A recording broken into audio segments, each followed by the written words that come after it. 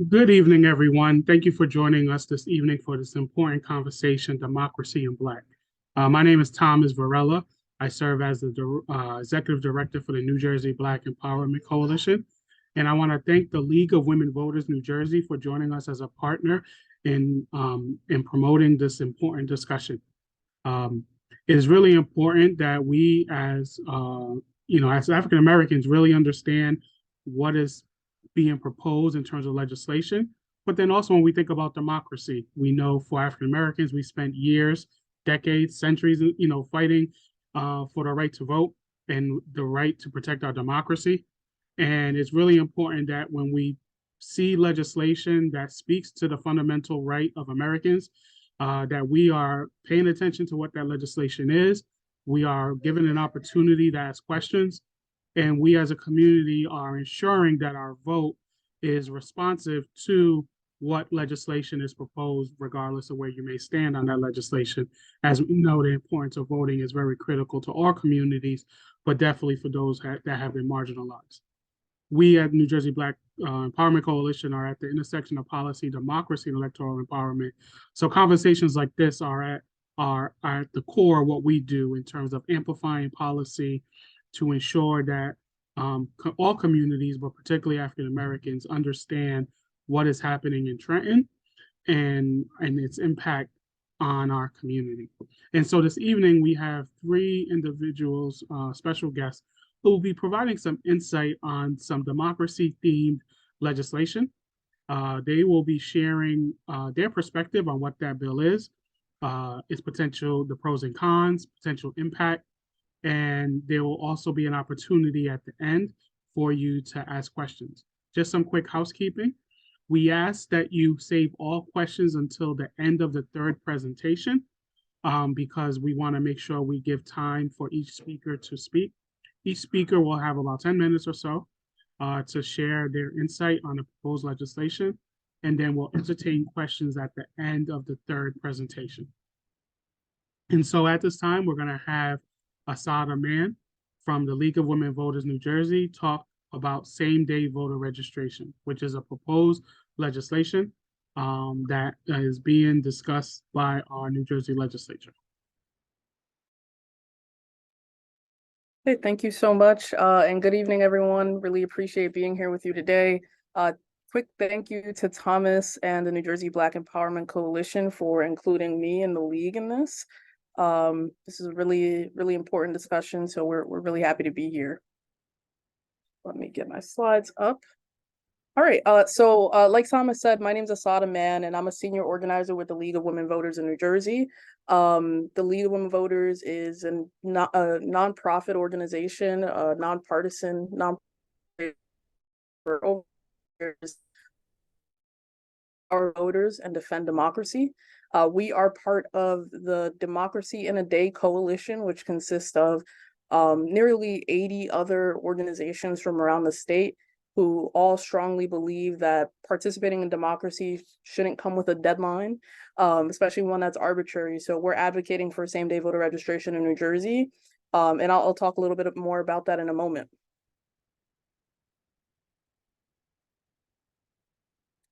So, I guess let's start off with why we're here. As I think we all are aware of and know very well, democracy and voting rights in this country are under attack, right?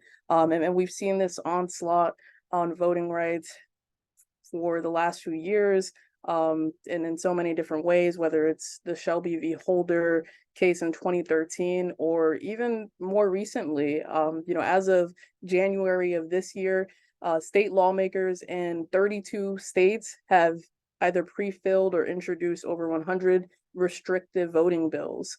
And at this point in March, that number has probably only increased. So, it's very important that we're having conversations about legislation and bills that are being introduced, whether they expand access to the ballot, but certainly they restrict access. In New Jersey, though, over the last few years, we have certainly been fortunate to be moving in a bit of a different direction in some regards when it comes to voting rights. We've actually had a number of laws passed in the last few years that have in some ways made it easier to vote, right? So this is just a quick overview of what some of those laws include. Of course, in 2018, there was a law passed that allowed for automatic voter registration at the Motor Vehicle Commission, which allowed for people to, instead of having to opt in, they would have to opt out of being signed up and registered to vote when applying for an ID or a permit or a license. Now, we certainly think that that should be expanded to additional departments, but that was a huge win for voters, as well as in 2020 when we had online voter registration become available. Some other notable things: in March of 2020, a law went into effect that restored the voting rights to folks who were either on parole and probation, and that restored voting rights to nearly 80,000 people, which was huge. The league was a huge supporter of that, and a strong advocate. And then finally, in 2021, we saw in-person early voting become available for the first time, which provided additional opportunities for New Jerseyans across the state to access the ballot.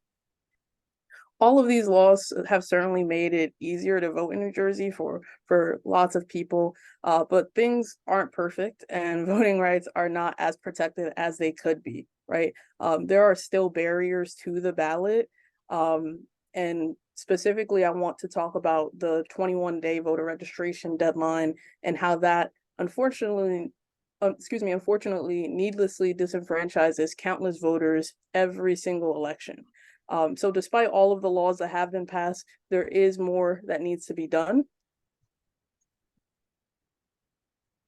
And that's because so many people are still being left out and falling through the cracks in our voter registration system. More specifically, the folks who are getting left out include who are disproportionately disenfranchised by the voter registration deadline include people of color, young people, folks who are formerly incarcerated or on parole, probation, new citizens, people with disabilities, and just generally anyone who is transient or who may experience some housing insecurity. There are lots of reasons why someone might miss the voter registration deadline, and for that alone, so many people are losing their right to vote every single election. Now, it certainly doesn't have to be. There is a very simple solution that almost half of the states in the country already employ, and that's same-day voter registration, right? Basically, we need to allow people to register to vote on the same day as an election or the same day that they would vote. We need same-day voter registration. And so there has been a bill introduced in the New Jersey legislature that would do just that. This bill, the number in the Assembly is A1966, and in the Senate is S247. And right now it's been referred to the State and Local Government Committee in each of those chambers. There has not been much movement on the bill. It has not received a hearing in each of these committees. And so, we're advocating for this bill right now. And I'll get into what you can do to help get this bill passed in just a few minutes. But in addition to allowing people to register to vote and cast a ballot on election day, this would also include the early voting period. Now, there's a lot of support for this bill. I listed the sponsors here. As you can see in the Senate, we have 11 sponsors. In the Assembly, we have 19. This is a bipartisan bill in the Senate, which we're very proud of. We have a Republican co-sponsor on the bill, John Bramnick, because to us, this is about voters and is a bipartisan, nonpartisan effort, really. So we're really happy and enthusiastic to have Senator Bramnick's sponsorship of this bill. Now, a little bit about, what are the pros of same-day voter registration? Why should you support it? Why do we need it? Number one, this is common sense legislation. There's a very simple solution to the problem of people missing out on being able to participate in our democracy because of the voter registration deadline. And it's same day, and it's been introduced already and safely, securely, successfully implemented in 22 other states and Washington, D.C. And we see this in states that are both red and blue, right? So again, this isn't something that benefits one party over the other, or one set of voters over the other. This generally helps voters across the board. And for some of these states, they've had same-day voter registration going back to the 70s, right? 1970s. So this certainly isn't a new solution or a new voting tool. And really, it's time for New Jersey to catch up. There's no real reason why we should be behind 22 other states and DC. Same-day voter registration is secure, which is another reason why we should support it as a solution. In every state, it is different, but across the board, where same-day voter registration is being used, a voter has to provide proof of identification and residency. And the bill that we're supporting, in terms of identification, it is not only limited to a valid ID or driver's license, because we know that even requirements for certain identification can be a barrier to the ballot. So this bill would also allow for things like a utility bill, or a bank statement, or some type of paycheck, or anything that really has the applicant's official name and address to be used. The same-day voter registration is also secure because it requires a voter's identification, their eligibility, and whether or not they've participated in that current election to happen before their vote even gets looked at by the county. And that's because it would be done using provisional ballot, which also helps make sure that it's low cost and easily implemented, because we're already using provisional ballots as part of our election infrastructure. So this would be a seamless transition. As I was just saying, same-day voter registration is low cost and secure. And as voters are able to come to the polls and register to vote, or even update their voter registration, that's going to actually help us be able to clean up our voter rolls, right? We'll have less people on the voter rolls with outdated information because maybe they moved or some other reason. So same-day voter registration would also be a great positive to the state for that reason, and it would help us reduce, the cost of sending mail to voters, and having that mail be sent back or rejected because our voter registration lists are outdated in some ways. And then perhaps one of the biggest reasons to support same-day voter registration is because in all of the states that it has been implemented, we've seen increases in voter turnout. And that is, as we all know, and I'm sure sorely needed in New Jersey, right, where we have abysmal voter turnout every single year and elections up and down the ballot. So on average, in states with same day, we see an increase of 5% turnout. And then for young people specifically, voters 18 to 24 years old, we see anywhere up to a 10% increase in voter turnout. For Black voters specifically, we see anywhere between a 2 to 17 percentage point in voter turnout. And for Latinx voters, we see anywhere from 0.1 to 17.5 percentage point increase. And honestly, the reason why we see such increase from these populations specifically is because these are exactly the groups who are being left out and who are falling through our voter registration cracks, right? The cracks in our system. So I'll definitely take additional questions about same-day voter registration at the end, but I do want to tell you how you can get involved in our campaign, and how you can advocate for the passage of this bill yourself. So a few quick things you can do. Number one, you can email your legislator. Lawmakers need to hear from their constituents directly and be told, number one, I support this bill, and number two, you need to stand with voters. You need to stand with strengthening democracy and pass this bill and prioritize it. So we'll email. I think Thomas will be able to email these links afterwards. If not, I'll share them in the chat. But if you go to bit.ly/democracy in a day, you'll be able to send an email to all 3 of your district lawmakers with the click of a button. Something else you can do is write postcards to your lawmakers. We put together a postcard as well as a toolkit providing instructions and guidance on how you can do that. So if you go to bit.ly/SDVR postcards, you can request how many postcards you would like, and give us a little information about what you plan to do with them, and we can give you additional help. Something else we're doing is we're actually going around the state talking to residents directly about same-day voter registration and how it would strengthen voting rights in New Jersey. We would love to see you there. We're going out about once a month on the weekends, talking to voters across the state, but especially in some districts where lawmakers have said they're opposed to this bill, or they haven't taken a position. So we want to talk directly to their constituents. So the link to join us and sign up for that effort is bit.ly/canvas for same day. And there are plenty of other ways you can actually get involved, even if you just want to receive email updates on the campaign and the status of the bill and events we're having. So for that, you can go to bit.ly/organize for same day.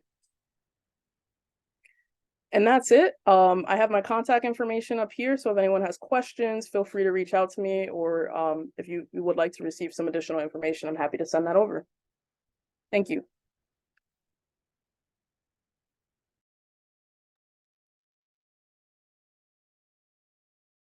Great. Thank you very much, Asada. And as just for full transparency, we at New Jersey Black Empowerment Coalition, we are a nonpartisan 501c3 organization. However, in our advocacy, we do take advocacy stances on certain policies and proposed legislation, which is consistent with 501c3 status. And we are a member of Democracy in a Day Coalition. And so we want to just make sure that we name that so that you as citizens can understand where we stand as an organization. So at this time, once again, as a reminder, we're going to entertain all questions towards the end, but we're going to have Ms. Nuzat Chowdhury. She is with the New Jersey Institute of Social Justice, who will join us to talk about the John Lewis Voting Rights Act of New Jersey.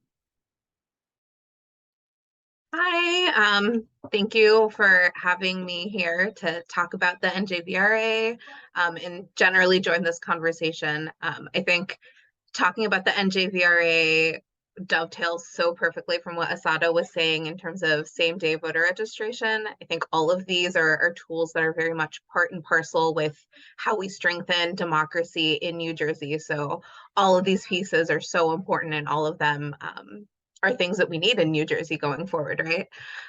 So my name is Nuzat Chowdhury. I'm a senior counsel with the Democracy and Justice Program at the New Jersey Institute for Social Justice. The Institute is a Newark-based research and advocacy organization. We use strategies that are focused on racial and social justice in particular to empower Black and Brown communities in New Jersey, and we do so through 3 different pillars. So we focus on economic mobility, criminal justice reform, and democracy and civic engagement, with the intention of empowering these communities to grow in each of these areas. So I don't have a presentation, but I'm happy to speak for a little bit on the John Lewis Voting Rights Act, or the NJVRA, as we have been referring to it. So the NJVRA is a state voting rights act that responds directly to the gutting of the Federal Voting Rights Act, which I'm sure many of you have heard of, by protecting the right to vote here in New Jersey in particular. So to sort of rewind it a bit to the actual federal VRA, we find ourselves right now, as Asada mentioned, in a really tense time where democracy is under attack and our right to vote is under attack.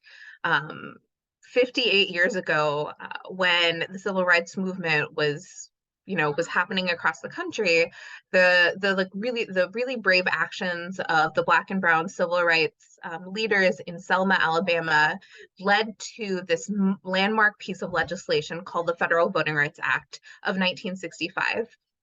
The VRA remains one of the most important civil rights legislation this country has ever passed. At the time, it was meant to protect voters of color against racial discrimination in voting, and really put forward the promises of the 15th Amendment that came out of the Civil War. At its height, the Federal Voting Rights Act did exactly what it was supposed to do. It protected and expanding the right to vote in the country by doing things such as outlawing literacy tests that had been put in place before, challenging poll taxes, making the obstruction of voter registration illegal, and requiring jurisdictions with previous histories of racial discrimination to obtain some sort of what's called pre-clearance from the US Department of Justice or a court before those places could make any sort of voting practices or procedures. The federal VRA, when at its height, put in all of these protections so that people wouldn't be discriminated against when they went to the polls. And the legislation protected the right to vote for all eligible citizens. For decades, the federal VRA did its job. It protected our right to vote, but now it has been slowly it's been decimated recently. It's being slowly dismantled by the Supreme Court in various pieces of litigation. So the federal VRA has been under attack. It has been weakened by the Supreme Court in a handful of pretty terrible decisions that have come about in the past decade or so. So in 2012, 2013, in the case Shelby v. Holder, which I think we talk about a lot in voting rights areas, and maybe you have heard of it. But in 2012, when the Supreme Court heard and decided the Shelby v. Holder, it gutted Section 5 of the federal VRA. And this is that federal pre-clearance program that I was talking about earlier. Under this program, it is one of the most important programs that the federal legislation had put in place, and it required states and jurisdictions that had these histories of racial discrimination to submit any changes that they would have made to voting rights policies to the DOJ or to a federal court, just so that there is a federal oversight to make sure that these aren't voter suppression policies, that everyone is being awarded the equal opportunity to vote that we are entitled to under the Constitution. So Shelby v. Holder dismantled that program entirely, and the result of that is that there's no more federal oversight over these voting rights changes and policies, even in those places that have deep histories of discrimination. And that wasn't the only bad, that was definitely one of the beginning, but not one of the only bad decisions that we have unfortunately had on the VRA from the Supreme Court. So in 2021, in a case called Brnovich versus VDNC, the Supreme Court weakened a different section of the VRA, which is Section 2. Without getting into the technical details of it, but Section 2 basically gave individuals and advocates tools to take private action against any jurisdictions or localities that did put in place these discriminatory policies. So Section 2 has been weakened. Section 5 has been completely gutted. In October of last year, in 2022, the Supreme Court heard another Section 2 case. It's going to be issuing its decision in June of 2023, so this upcoming June, and that could further weaken the Section 2. So I say all of this to really set up the background for why we need a state voting rights act. And it's because the Federal Voting Rights Act just isn't reliable anymore. You can't rely on it to protect your voting rights here in New Jersey or anywhere in the country. So since the federal VRA has been weakened, there has been voter suppression that's run rampant across the country. In New Jersey, I think we're a little bit luckier. We've had a lot of really great pro-democracy initiatives that have passed. But New Jersey isn't immune from voter suppression. It's not immune from obstacles that voters, and particularly voters of color, face when they go to the polls, right? Even here in New Jersey, voters face late poll openings, long lines, barriers to physical access to polling locations. There's a lack of language accessibility for those who have limited English proficiency. There are just a lot of structural barriers, even in a place that is considered quote unquote blue, quote unquote progressive, that disproportionately harms voters of color, and particularly the Black community, Latino community, Asian American and Arab communities, those communities that I think make up the quite a large part of New Jersey. So that's one of the questions we get is, why do we need to protect Voting Rights Act? Why do we need to protect voting rights in New Jersey? Even if it falls on the federal level, we're good here. And the answer is, it's not that simple. We need a strong state Voting Rights Act because we need to establish a floor at a very minimum to protect Black voters, to protect brown voters, and make sure that there is that equal access to the polls during different elections. So that's what the NJVRA is. That's what we are trying to do with it. The Institute, as well as League of Women Voters and a lot of others in our coalition, we're trying to pass a strong version of the New Jersey Voting Rights Act. So this act has already been introduced. There's a bill in the Assembly, as well as the New Jersey Senate. It is not the strongest version of the NJVRA that there could be. So we are advocating for a stronger version, a version of the NJVRA that would reflect the needs of New Jersey in particular. New Jersey's diverse, our language diversity, our racial diversity, establishing a pre-clearance program that helps monitor those communities within New Jersey that also have, history of discrimination. We need an NJVRA that issues strong protections against voter intimidation, deception, and obstruction at the polls. These are all parts of the NJVRA, but we need it to be stronger. We need to make sure that we are protecting New Jersey voters, and particularly those in Black and brown communities. So that's sort of the big pull here.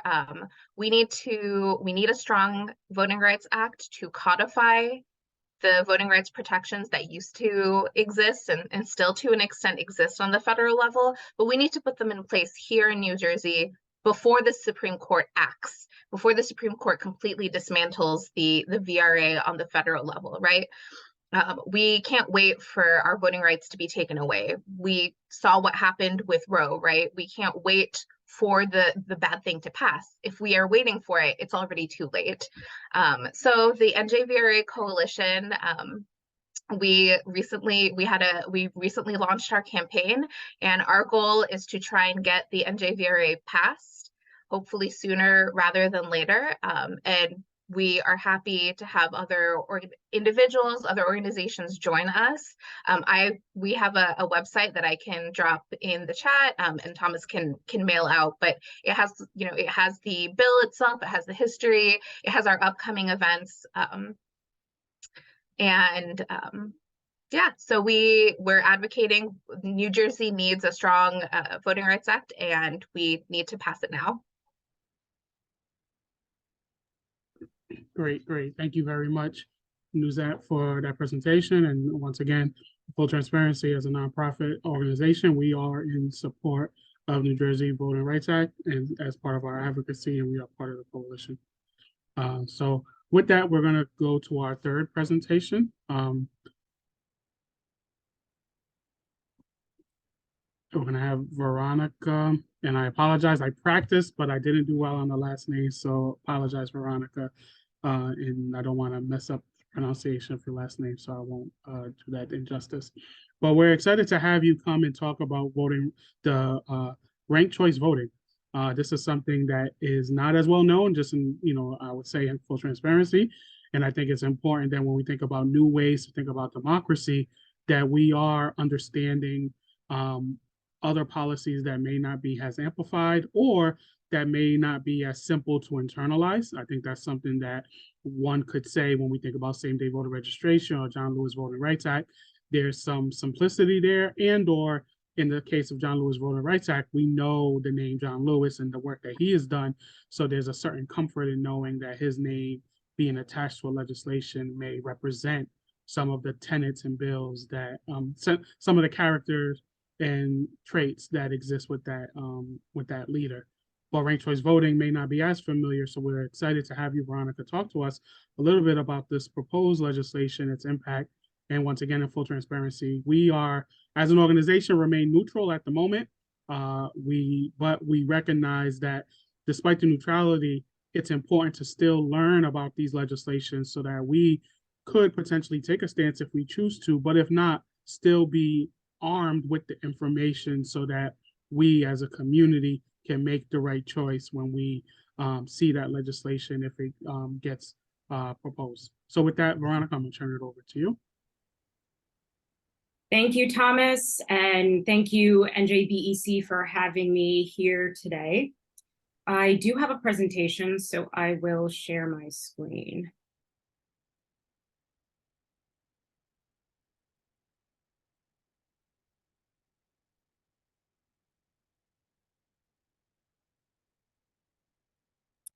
Okay, sorry, just give me one moment.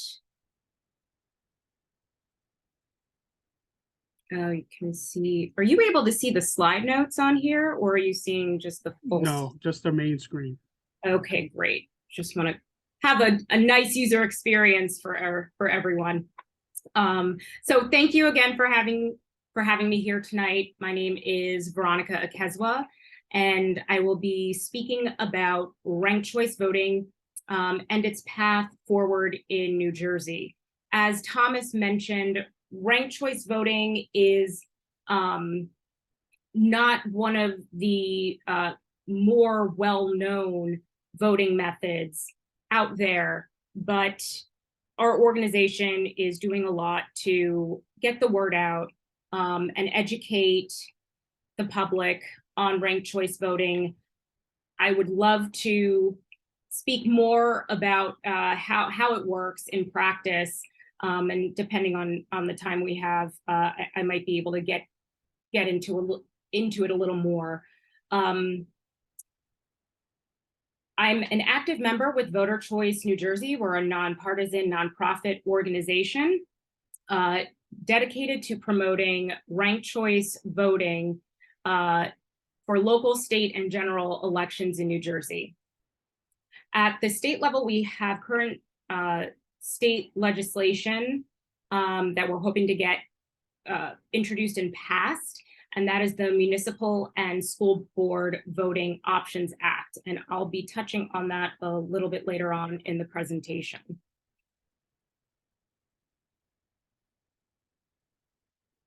So ranked choice voting, it really is a more fair, representative, and small d democratic voting system. It gives voters freedom of choice to rank candidates on the ballot in order of preference instead of choosing just one candidate. So even if a voter's favorite candidate doesn't earn enough votes to win, that voter still has skin in the game, because it's possible that their second or third choice candidate had earned enough votes from the electorate to win the election. When we only have the ability to vote for one candidate, elections are higher stakes. We're more likely to be influenced by media coverage telling us who the most electable candidate is, even if that candidate is not our favorite or a candidate who we feel truly represents us. So ranked choice voting empowers voters to vote for their favorite candidate and not feel like they're throwing their vote away if they don't vote for the most electable candidate or whomever is projected to be a front runner in an election. Additionally, under our current first past the post plurality voting system, election winners don't have to earn a majority of support from the electorate. In a single winner race, a candidate must earn 50% plus one in order to win the election. And that means that these candidates are really representing, policies and issues that a majority of the electorate support. Ranked choice voting is not a newfangled idea. It's been used as the primary voting method in countries around the world. And in the United States, it's been used for local, state, and federal elections. Ranked choice voting has a positive impact on voters and candidates, and there's data to back that up. So more voters are represented at the ballot box, and there's increased voter turnout for those jurisdictions that have adopted ranked choice voting.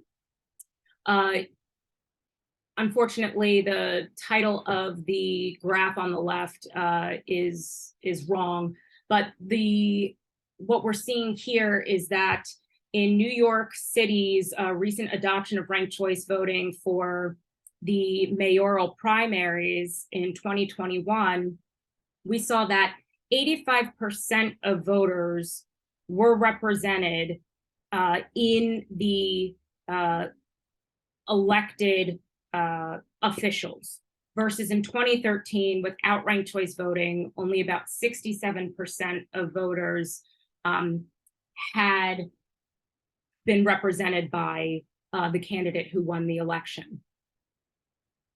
A few other data points. Ranked choice voting expands access to elected office.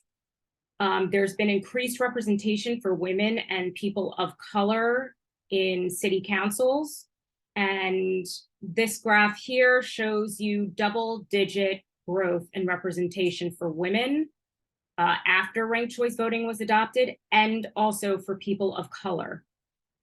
Candidates of color, in particular, those who are Black or Hispanic and Latino, have higher win rates under ranked choice voting. And so we see strong gains in representation in districts with a majority of voters of color. Ranked choice voting is also very important for decreasing the spoiler effect.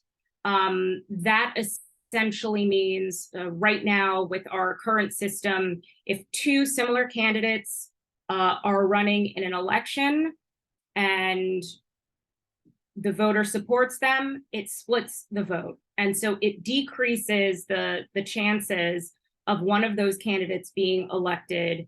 And so that is a major problem, especially for third parties or other candidates who are not part of the either Democratic or Republican parties, or who are just not as well known. Ranked choice voting is also shown to increase civility during campaigns. And that is because politicians are no longer just trying to win the votes of their base, but also extend their platform to other folks and really vie for to win their second choice or even third choice support as well. Some of the common cons you'll hear about ranked choice voting is that it's for progressives.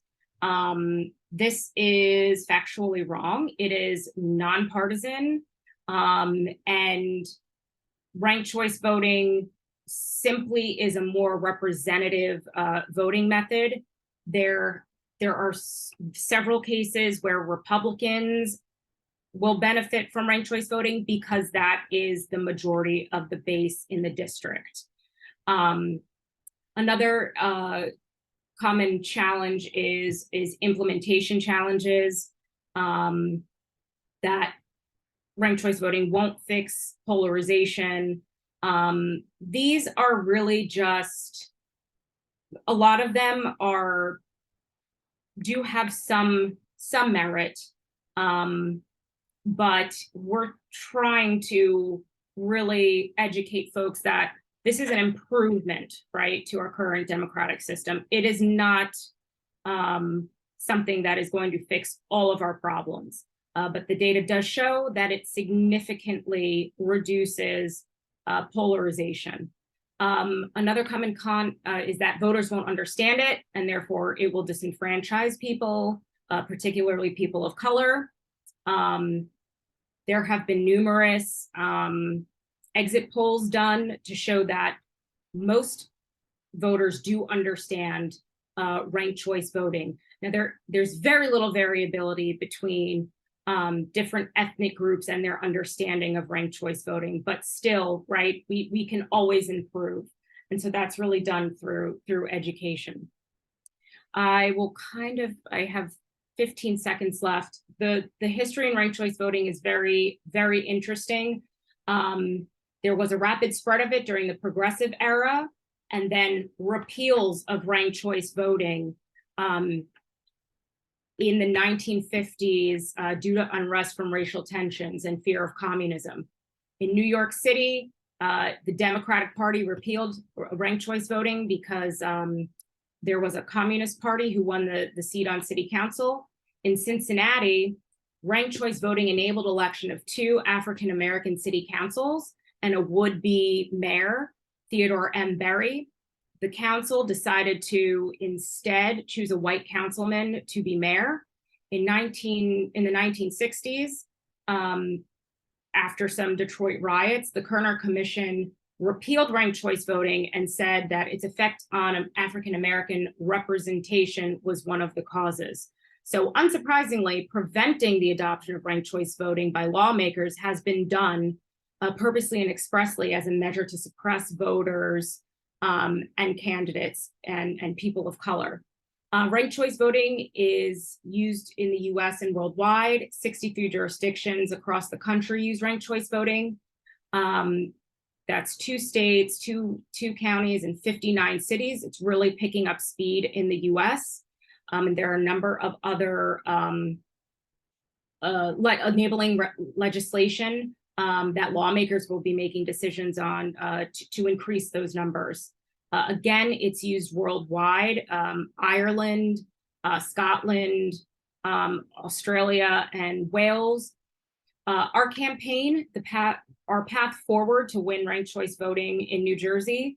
We have a 2-pronged approach. One is permissive state legislation, and the second is local organizing. So again, we want to adopt ranked choice voting for local, state, and eventually federal elections. Currently, we have a bill, state Senate bill, the Municipal and School Board Voting Options Act. It was introduced by Senator Andrew Zwicker and Senator Linda Greenstein. Senator Shirley Turner recently expressed support over this bill. We are working very actively with the legislator to increase support and to move the bill forward. At the local level, okay, so the permissive state legislation would enable localities to adopt ranked choice voting if the electorate in those cities wanted to adopt it, right? So it just gives localities the ability to do so. They don't have to, it's not a forceful bill. So local organizing, Hoboken was the first municipality in New Jersey to pass a trigger ordinance in the state.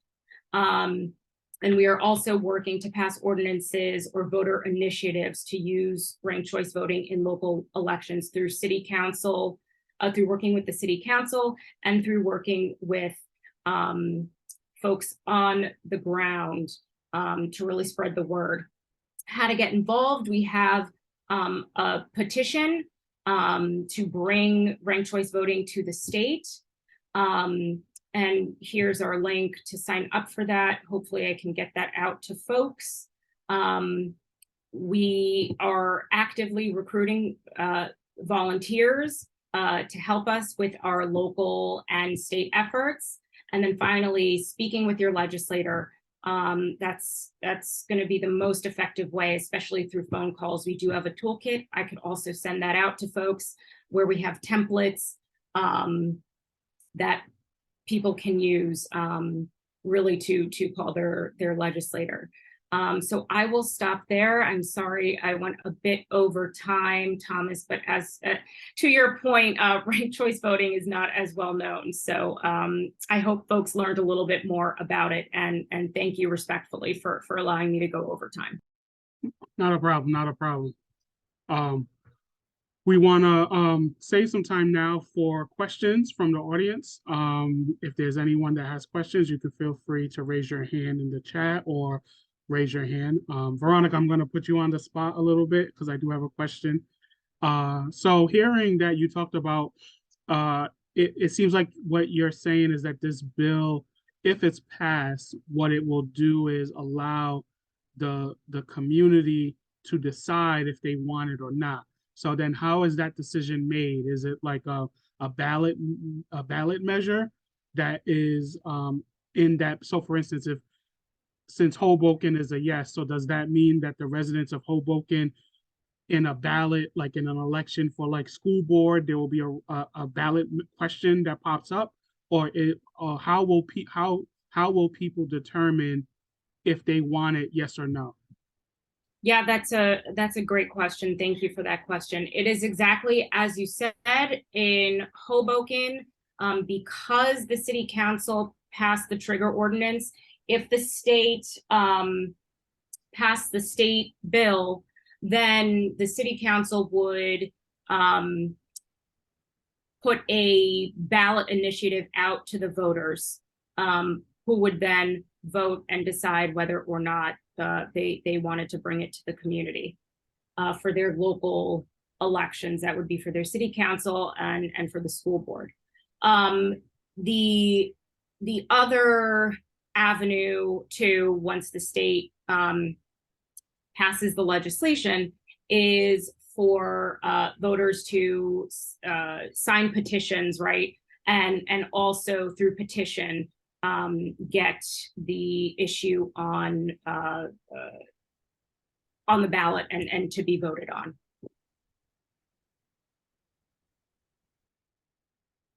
Thank you. Does anyone else have questions for our guests? Once again, we will make sure to send an email of the recording and then also some of the links to you all. We'll also make sure to get the YouTube of this recording out to you in hopes that you will share it with your network on social media and whatever organizations that you're part of. It's important that we make sure that we amplify this information and ensure that others are able to get the content.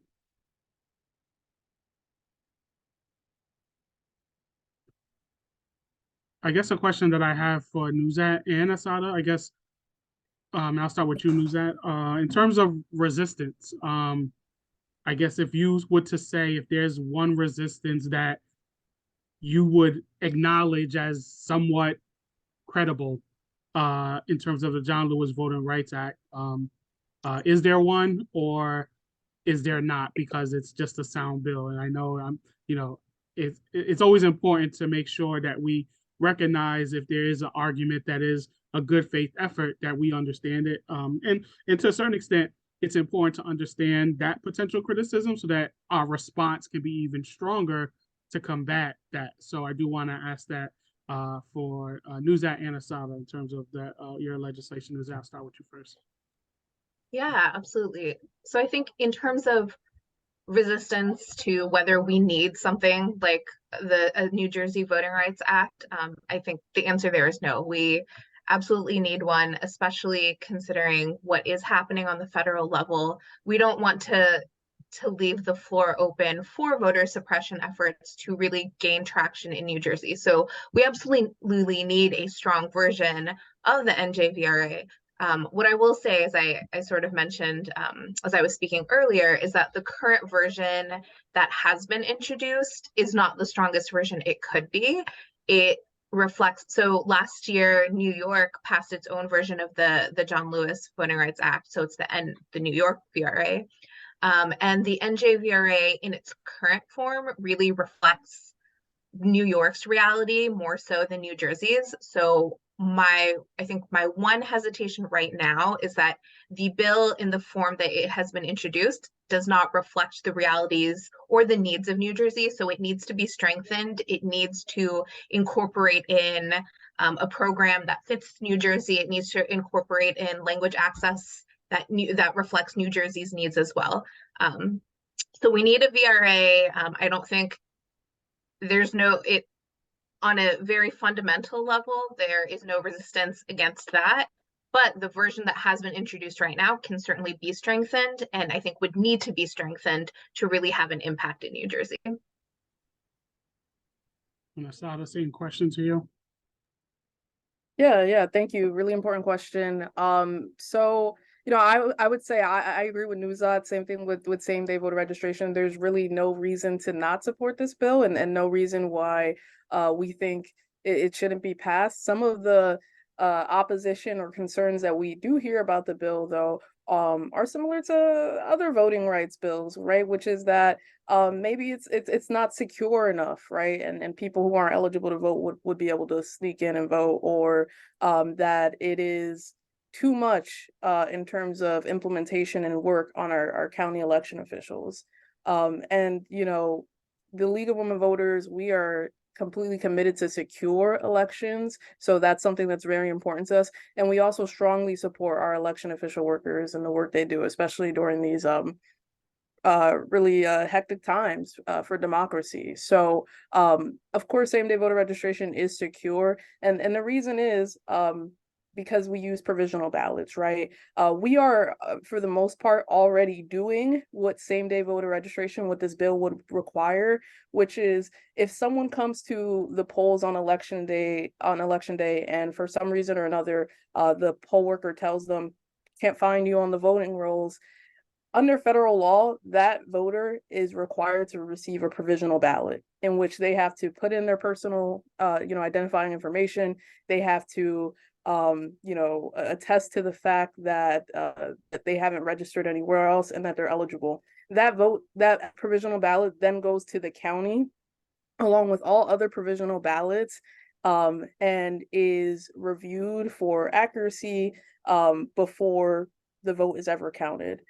That's already happening right now, and that would happen with same day voter registration. All we're asking the state to do with this legislation is to, instead of finding out that someone may be registered to vote after reviewing the provisional ballot, and registering them for the upcoming election if they find they're not registered, but throwing away their vote, we're just saying register us for this election and count our vote in this election. So it is perfectly secure in that way. And we've been working, our advocates that are part of the coalition, we've been working with county election officials and having conversations with them for the last year and a half to make some amendments to this bill that make it workable, make it feasible for county election officials to implement it. So for those concerns, they're really not thoroughly founded. The other big thing that we've heard, and the reason that this bill really isn't moving right now, is legislative leadership is opposed, and the reason is that they think that voters should be responsible enough to register to vote 21 days before an election. We've heard the Senate president directly say, if your right to vote is so precious, why can't you be responsible enough to register to vote 21 days ahead of time? And we know that behind that language are basically ideas and rhetoric that are very problematic, and harken back to times where folks had to take a literacy test or pay a poll tax to access the ballot, right? There really should be no unnecessary obstacle to the ballot, and really those concerns are based in political priorities for sitting legislators who want to be able to control who turns out to vote on election day and who doesn't. So of course, to that, the League of Women Voters, our coalition, we say we care more that every single eligible voter is able to participate in democracy more than we care about a politician being able to know their election day win number. Yeah, to quote Ryan Haygood, who we know at the New Jersey Institute of Social Justice, there can never be too much democracy. So I think that's something that when we think about protecting democracy, expanding democracy, it's critical. We're going to close on one last question. Asad, I want to come to you. I know there has been some energy today. There's some legislation around Election Transparency Act and the potential of this being passed and this being moved. I know this is not necessarily in wheelhouse specifically, but I know I had received that as a question, if you'd be able to just briefly talk about what that is and just give a very broad overview based on your knowledge. Yeah, absolutely. Thank you, Thomas, for the opportunity to talk about this, and I'll try to be brief. So like you said, there's a bill pending in the legislature called the Elections Transparency Act, but it is the exact opposite of transparency in our elections. And so for that reason, we're calling it the Dirty Money Bill, pretty much exclusively. Um, Tomorrow, actually, this bill is supposed to be voted on by the Assembly, and we do expect it to pass. In the last few weeks, the Senate has been, rushed through, attempted to rush it through. They've passed it. And this bill, all around basically is bad for democracy. A few of the top line items that are included in this bill. Number one, it would double all campaign contribution limits immediately. So this means there's a lot more, twice as much money being put into politics, which, we think there should be less money in politics, not more. But it also would gut the pay-to-play anti-corruption laws that prevent companies that receive contracts, government contracts, from being able to make campaign contributions to the people who are supposed to award them those contracts. Another provision that's in this bill is that it would sunset basically all local pay-to-play ordinances with this new state law. And in many cases, some of the local ordinances are tougher than what the state would be implementing. So, at the same time as we're saying more money can be put into politics, we're also saying, we're going to weaken protections on who is allowed to make donations. The other thing the other things that are included in there and were added as amendments that the league has been in opposition to would essentially take away all independence from ELEC, the New Jersey Election Watchdog Agency. ELEC is, they are directly responsible for keeping track of, reviewing reportings on campaign finance, contribution spending, lobbying reports. And this bill targets the director of ELEC, essentially fires them and allows the governor to make a one-time appointment of 4 commissioners that govern ELEC without any Senate confirmation. So, this circumvents checks and balances to allow the governor to essentially handpick the director of the agency that is supposed to, monitor finance and campaign contributions that a governor could potentially get. So, that's incredibly problematic. There are other things in that bill, but as you can see, this is a really bad bill for democracy. So tomorrow, actually, the League of Women Voters, as well as some of our other partners, will be in Trenton at the State House trying to kill this bill. It might be one of our last chances to do so before it goes to the governor's desk. So we'll be in the halls talking to our assembly members ahead of this vote and trying to get them to vote no. So if you're available tomorrow for a few hours, would love to see you there. I'll drop the RSVP sign up link in the chat now. Great, thank you very much. And once again, this is it's important once again to understand when legislation is being proposed, so that you can make a decision, yay or nay, where you stand. But more importantly, that when we think about topics of democracy for African Americans, it's not always sexy, right? We know that sometimes when we think about democracy, it's not high on the list because we're thinking about criminal justice reform, we're thinking about housing, we're thinking about education, and some of the other issues that may be more pressing in people's opinion. But others may have the opinion, and I kind of share this, that democracy needs to be at the forefront because you cannot move forward with other legislation if you don't have democracy protected. And I think if we can remember January 6th as a reminder that we know that there are folks that, regardless of where you stand politically, there are some folks that are looking at just reimagining what America looks like. And I think it's really important for African Americans when we think about how long we've been fighting to participate in democracy. We have an onus to make sure that that America honors its commitment to democracy, which is consistent with its Constitution, despite what others may say. And so with that, we want to thank Veronica with Voter Choice New Jersey. We want to thank Assad Aman with the League of Women Voters New Jersey.